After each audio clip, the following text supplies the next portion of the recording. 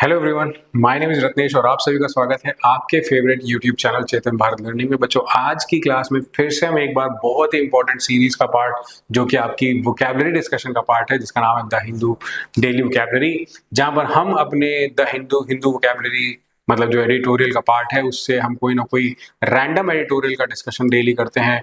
कुछ words, selective words आपको बोलूंगा कि अच्छे अच्छे वर्ड्स का हम डिस्कशन करते हैं। साथ ही साथ ये जरूरी नहीं कि हम वोकैब यहाँ पर सीखते हैं, हम अपनी रीडिंग एबिलिटी को भी एनहांस करने की कोशिश करते हैं। बच्चे मुझसे पूछते हैं कि क्या तरीका हो सकता है हम अपने कॉम्प्रिहेंशन स्किल्स को अच्छा कर सके, कैसे करें। डेली न्यूज़पेपर रीड करना इज वेरी इंपॉर्टेंट। साथ साथ उसमें कुछ वर्ड्स आते हैं उनको भी डिस्कस करना, साथ में वो उसका मीनिंग, उसका सार क्या है वो बहुत ज्यादा इंपॉर्टेंट है। इस तरीके से अपनी वोकैब को हम अच्छा कर सकते हैं। तो देखिए, चलिए आज हम देखते हैं कौन कौन से वर्ड्स हैं जो हमें यहाँ पे मिलने वाले हैं और साथ साथ इसका मीनिंग क्या है। Let's get started. तो यहाँ पे कह रहा है in holding that a divorce Muslim woman is not barred. Barred word का मतलब होता है बैंड बेसिकली, या फिर रोक लगाना किसी पर, है ना, किसी पर रोक लगा देना। इसको हम ऐसे लिख सकते हैं, रोक लगा देना बेसिकली। ठीक है। From invoking the secular remedy, invoke करना मतलब प्रोवोक होता है, बढ़ावा देना, इन्वोक होना हटाना। Invoke the secular remedy, remedy होती है मदद, एड ऑफ सीकिंग, मेंटेनेंस, क्या सीख करना, क्या ढूंढना, क्या खोजना, क्या पाने की इच्छा रखना। Maintenance under the code of criminal procedure, CrPC जो एक्ट होता है, under the code of criminal procedure. The supreme court of India has done well to clarify, क्या सुप्रीम कोर्ट ऑफ इंडिया ने किया है बताने के लिए, स्पष्ट करने के लिए। An important question concerning the impact of 1986 law, जो 1986 लॉ है, that appear to restrict their relief, that appear to, क्या किस चीज संदर्भ में आया था कि जो उनको रोक रहा था, to their relief to what is allowed in Muslim personal law, है ना, ये चीज को रोक रहा था। क्या क्या अपीयर हुआ, क्या पता लगा, क्या सामने आया था 1986 के लॉ में, that to restrict their relief, जो उनको मदद या आराम मिल रहा था ना मुस्लिम पर्सनल लॉ के अकॉर्डिंग, वो उनको रोक रहा था, नहीं मिल रहा। The enactment of Muslim Women Protection of Right on Divorce Act 1986 was a watershed moment that is seen as having undermined the country's secular ethos by seeking to nullify a court judgment. The Shah Banu case 1985 which allowed a divorced Muslim woman to apply for maintenance from a magistrate under the Section 125 of the RBC Act. बहुत ही अच्छा। Watershed word का मतलब यहाँ पर ऐसा movement जो कि division कर दे। पहली चीज तो, या तो उसका मतलब होता है किसी चीज को दो चीजों से डिवाइड कर दे, वो वाटर बॉडी हो सकती है जिससे डिवाइड होता है, जैसे कि हम ज्योग्राफी में वाटरशेड पढ़ते हैं। दूसरा वाटरशेड मोमेंट उसको भी कहते हैं जब बहुत ही ज्यादा इमोशनल हो, बहुत ही ज्यादा दुख या क्राय, रोते हुए कहते हैं कि मतलब ऐसी चीज हुई जो बहुत रुला दे लोगों को ना, उस सेंस में होता है। Watershed moment that is seen as having undermined the country's secular ethos, ethos word का मतलब होता है आपके एथिक्स।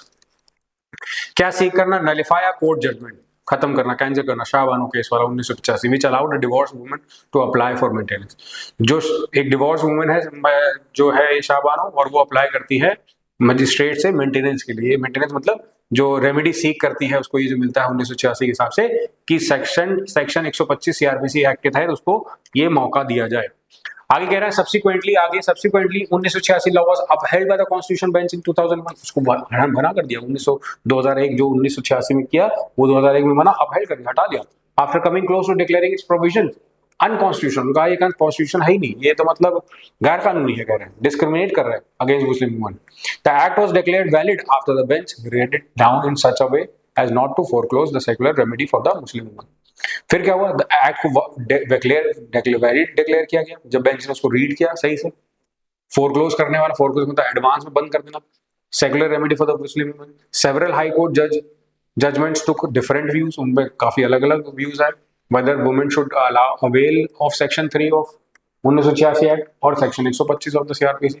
द लेटेस्ट वर्डिक्ट जो फैसला आया है by B V Nagarathna and justice Augustine George Mashi settles this question by holding that the codification of Muslim women's right in 1986 Act, including the right to maintain the iddat period provision for the dignified मतलब जब इज्जत, live until she remarries and return to meher dowry, या तो पैसा वापस कर दे जो मेहर दी उसने, है ना, तब तक के लिए, was only an addition to not in derogation of a right.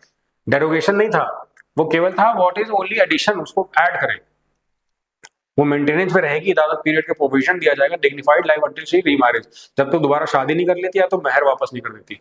Was only an addition, वो क्या एडिशन था, वो उसके उसको मतलब ये नहीं था कि उसको क्रिटिसाइज कर रहे हैं यहाँ मतलब जो निकल रहा है। To seek marriage like women of any country religion, किसी दूसरे रिलीजन में जिसका इसके साथ होता है, महिला के साथ। ये कितने प्यारे शब्द है बच्चों आपको यहाँ पे देखने को लिए। मैं चाहूंगा इन शब्दों को आप एक बार जरूर अच्छे से देख करके वीडियो में जो बोले गए कमेंट सेक्शन में जाकर जरूर इनका मीनिंग मेंशन करो, इनका मीनिंग लिखो, मीनिंग के साथ इसके सेंटेंस बनाने की कोशिश करो। देखते हैं कितने बच्चे इस कंप्लीट टास्क को कंप्लीट कर पाते हैं homework. And do not forget to like the video, share the video and subscribe the channel. Thank you so much for watching and keep waiting for the next video.